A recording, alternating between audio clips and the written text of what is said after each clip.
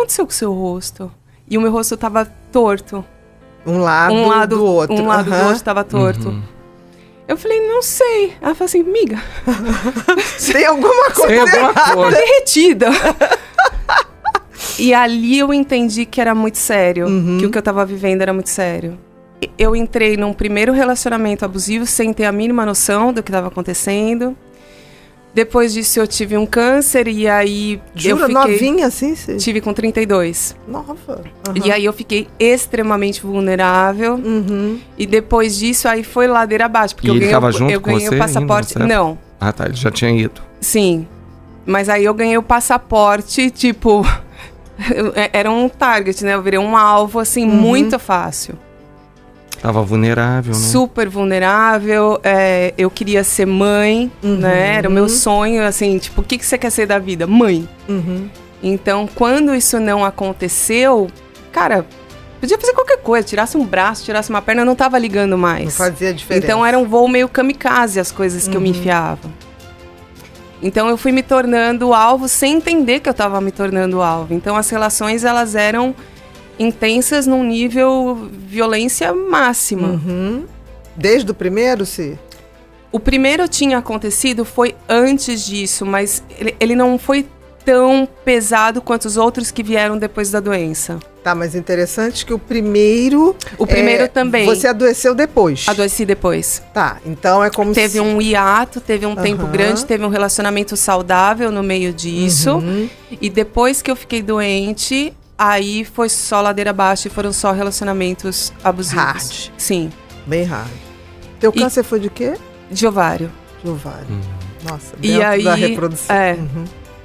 Então, quando isso aconteceu, eu fiquei tão dura. E é uma coisa curiosa, porque, por exemplo, a gente fala do love bombing, né? O bombardeio de amor e tal. Eu fiquei tão dura que eu não amava. Eu não conseguia amar, não queria amar ninguém. Então, por exemplo, num dos relacionamentos, eu não tive love bombing.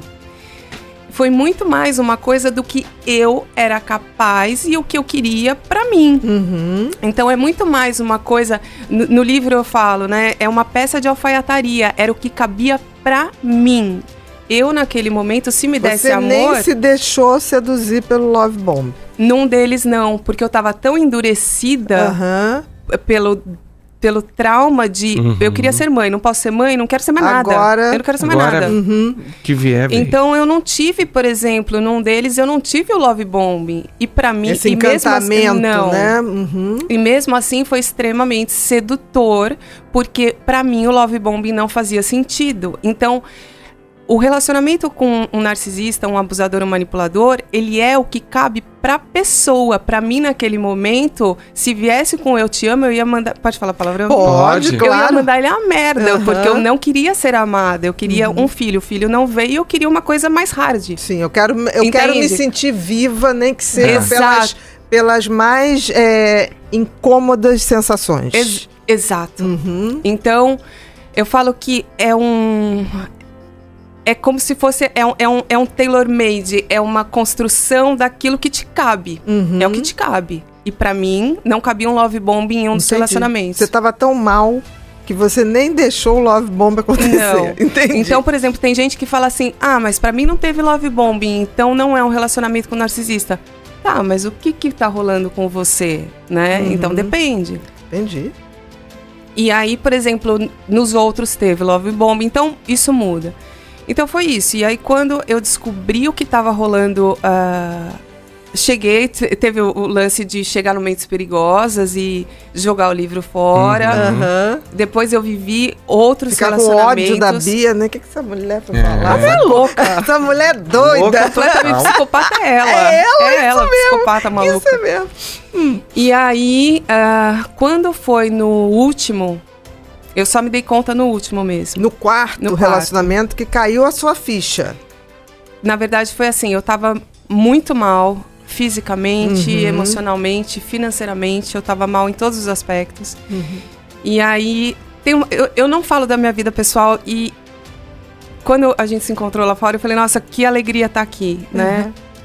E eu vou falar uma coisa pessoal, assim, porque... Eu acho que isso humaniza e eu acho que isso torna aproxima, né? Eu acho que as pessoas me veem como, nossa, ela sabe coisas. Eu sei coisas porque eu vivi coisas, sim, talvez. Sim. Né? Você tava na pele, exato. Né? Uhum. A flor da pele. Eu só descobri o que eu tava vivendo. Eu sempre falo, eu caí no canal da Sofia, eu sempre conto essa história. Mas para cair nisso, teve uma coisa que aconteceu. Uhum. Eu fui trabalhar, eu tava super mal. E aí comecei a passar mal, desmaiei, fui levada de resgate no papel alumínio, aquela cena bem, né? Nossa. Bem filme. Bem filme. Uhum. Fui liberada, no dia seguinte fui trabalhar, e aí comecei a passar mal de novo. E aí eu lembro que eu falei assim, cara, eu vou ter que falar como foi. Por favor. Eu falei, cara, eu não sei fazer xixi. Uhum. E não era não consigo, é não sei. Uhum. O que foi mais assim, eu falei, tá acontecendo alguma coisa comigo. E aí eu peguei, deixei o carro lá, pedi pra alguém dar conta do meu carro, peguei um Uber e fui embora. Uhum. No Uber eu via o motorista no lugar do passageiro e eu comecei a pensar, eu falei, mas eu tô em Londres? Uhum. Eu comecei a dar umas alucinadas, e eu não bebo, eu sou a pessoa mais caretona, assim. Sim. Eu falei, tá acontecendo alguma coisa tá acontecendo comigo. E aí eu lembro que eu fui pra casa dormir, no dia seguinte eu acordei, eu tava muito, mas muito mal. Fui pro pronto-socorro, fui internada, obviamente, fiquei lá uma semana. E aí quando eu falei com a minha amiga que tá aqui comigo, ela tava no vídeo, ela falou assim, o que aconteceu com o seu rosto? E o meu rosto tava torto. Um lado do outro. Um lado do outro tava torto. Eu falei, não sei. Ela falou assim, amiga, tem alguma coisa derretida. E ali eu entendi que era muito sério, que o que eu tava vivendo era muito sério. E aí eu falei, cara, eu preciso me afastar, eu preciso fechar as portas, porque era um vai e vem do relacionamento que eu não conseguia sair, eu sabia que era o relacionamento que estava me levando para aquilo. Exato. Mas você chegou a ter paralisia mesmo? Eu fiquei. Quando você facial? Se pegar os vídeos do começo do canal, eu tô assim. Entendi. Eu tô torta. Agora já tá um pouco melhor porque eu fiz um ácido hialurônico, tá não sei o que, deu uma melhoradinha. Tá mas no começo do canal ele tá mais assim. Então, e eu resolvi contar isso porque às vezes as pessoas mandam mensagem falando assim, não, mas com você é diferente, porque olha, você tá bem e tal.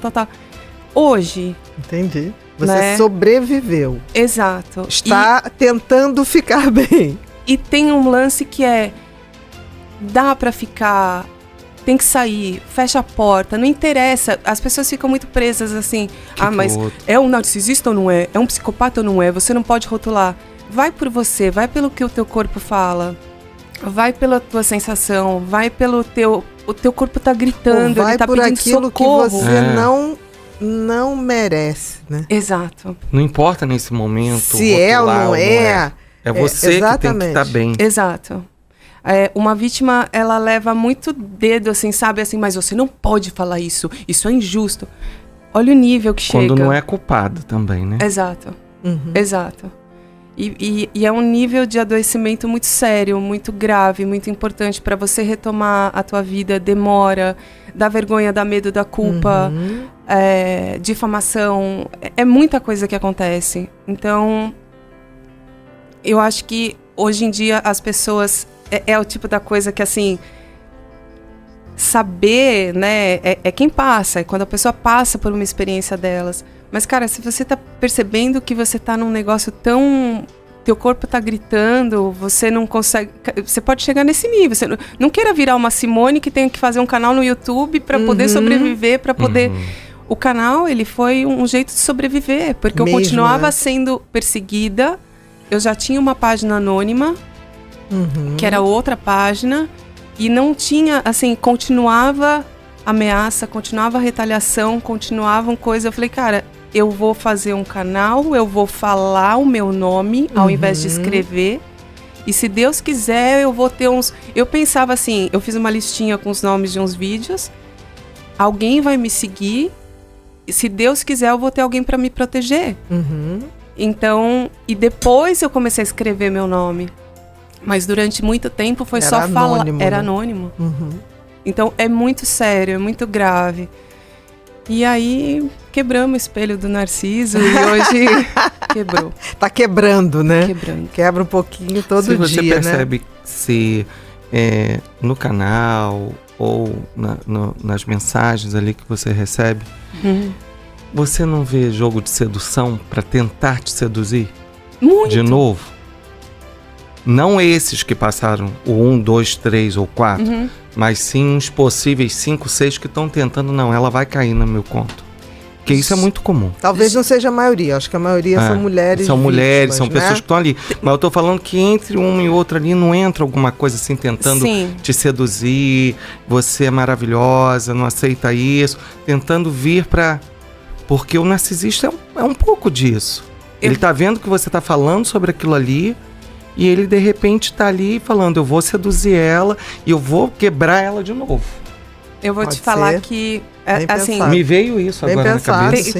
Tem muitos... É que nem pedófilo que isso, vai para um entendeu? grupo, um YouTube de criança, óbvio. Me né? veio esse pensamento. Não acho que seja a maioria, mas com certeza os abutres estão em volta da lâmpada. Tem, né? Eu vou contar até um engraçado, né? Logo no começo do canal, eu não tinha tanto essa blindagem que hoje eu tenho. Então hoje eu leio um comentário ou outro, até pra não ficar me achando muito e também não ficar muito chocada se alguém me xingar. Então eu mal leio, assim, e eu não sei muito receber elogio, eu fiquei meio estranha, eu acho que eu fiquei sequelada.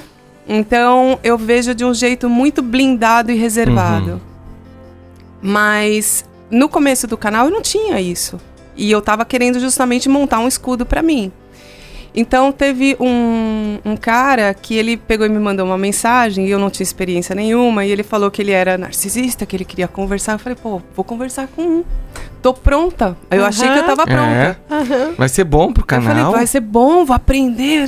Tá, fomos conversar. E a gente conversando e eu achei que eu tava abafando. Eu falei, não, agora eu já entendi, eu sei como lidar com esses caras. E aí, conversando e tal... Tava respeitosa a conversa até que ele vira e fala assim, bom, agora eu vou te falar sobre a sua maquiagem, tá ruim. Aí eu falei, olha, não adianta, né? São os... Ele tinha que se mostrar. E aí, só que na hora, eu ainda tinha que desqualificar. O prazer é fazer o outro... E apesar de eu ter me sentido horrorosa, porque na hora eu pensei, tá ruim? Que horror! Aí eu peguei e fiz assim, deixa eu te falar uma coisa. Mas eu tava tremendo, tá? Sim. Eu fiz assim, você é um narcisista meia boca, você tem que comer arroz e feijão pra ficar mais ou menos. Porque você acha que você vai me desvalorizar falando da minha maquiagem? Para! Aí ele, não. Aí ele começou, e não gagueja não. Seja homem, não desiste. Assuma! Vá, abriu câmera pra falar da minha maquiagem.